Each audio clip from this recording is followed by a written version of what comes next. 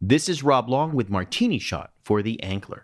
Years ago, a friend of mine found himself in a downscale hotel ballroom surrounded by Kennedy assassination conspiracy theorists. Obviously, he was a writer, doing research, and he found out about the group from reading some badly Xeroxed flyer pinned up to a bulletin board in a radical bookstore.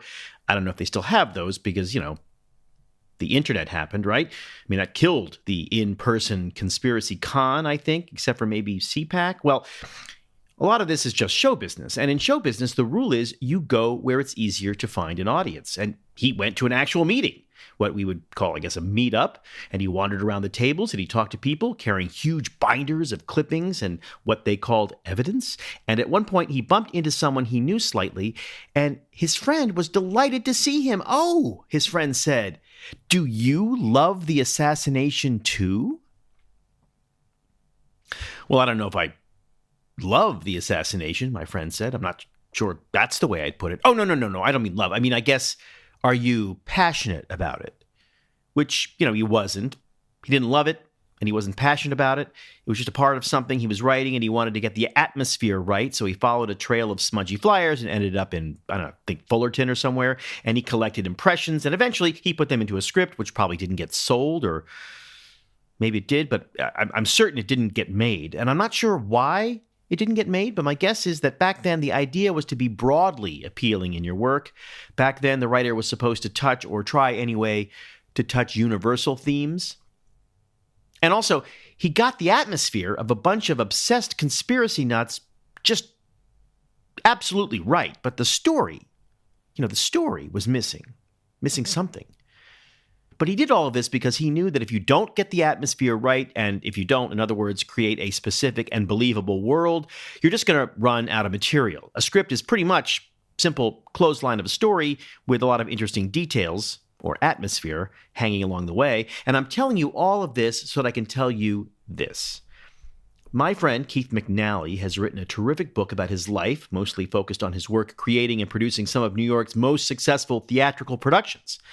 His work, though, does not appear on the screen or on the stage. He's the owner and impresario of Balthazar, the great clattering, intoxicating French-inflected bistro on Spring Street in downtown New York, and also my favorite restaurant anywhere, the snug joint Minetta Tavern, which is just a few blocks north of Balthazar. He also runs Morandi and Pastis, and versions of many of his spots appear in Washington, D.C., and Miami, and Philadelphia. Put it this way, this particular show of Keith McNally's, it goes on the road.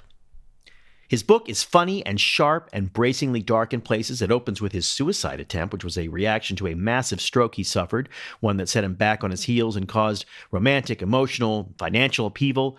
And it weaves through time, his working-class roots in the 60s of England, drifting along the hippie trail to Kathmandu and New York in the 70s and 80s, the opening of the downtown magnet Odeon, which I remember dreaming about when I was in college, staring at the cover of the Jay McInerney novel, Bright Lights, Big City. That featured the Beacon Bright Odeon sign on front.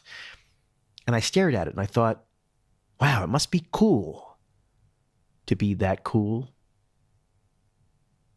McNally seems to hold very little back. If you follow his mercurial, dishy, utterly original and fun Instagram account, you'll know what I mean.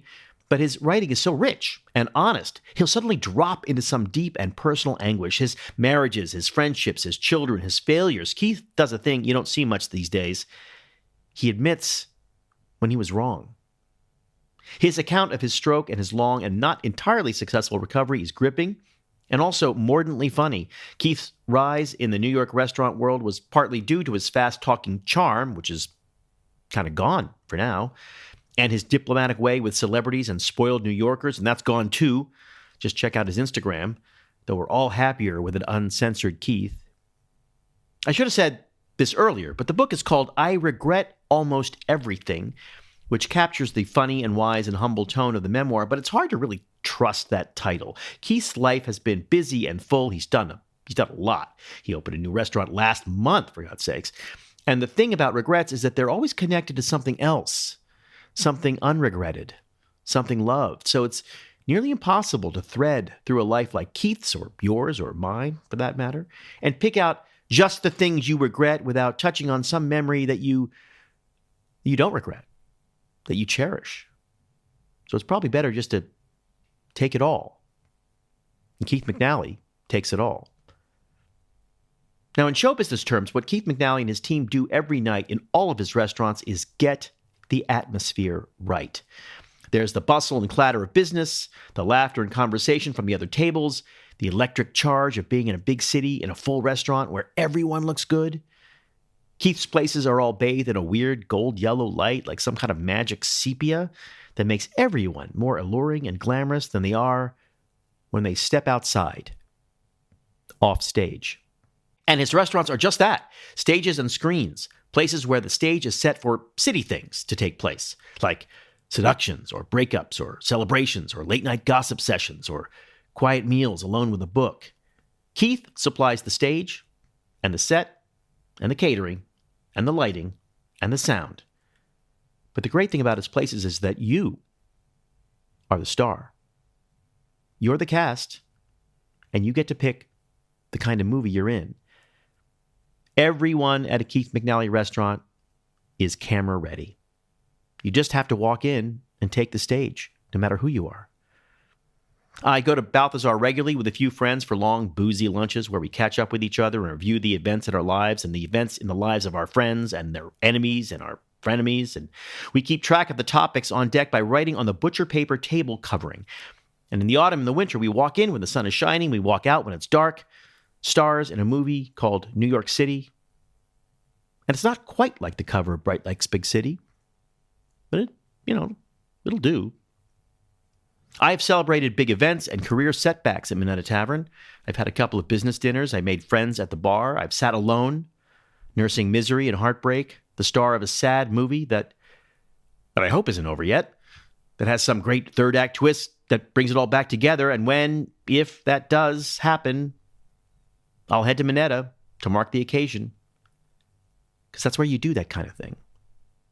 I Regret Almost Everything gives away a lot of his trade secrets in between the ruthless self-disclosure and the memories of the New York Odeon era, but he doesn't quite tell you exactly how he knows which shade of sepia makes us all look sexy, or how exactly to manage to make everyone feel important and special and taken care of. Not just the famous names. How to make sure the food is great but never fussy, that the stars of the show are at the table with you, not on the plate. Or how to get it all just right, so that you're always certain that whatever is happening at Balthazar, you are in the middle of it. It is a lot about magic and intuition. That's just show business, Getting the atmosphere exactly right, lighting, sound, props, music, catering, and then waiting for the audience, which is also the cast, to arrive, which they do every night, to a full house. That's what we try to do, too, in show business. I Regret Almost Everything is, when you get right down to it, a show business memoir. And everyone in show business should read it to learn about a man who fills the seats and who gets the atmosphere absolutely right every time. And that's it for this week. Next week, it's a sort of happy birthday. For The Ankler, this is Rob Long.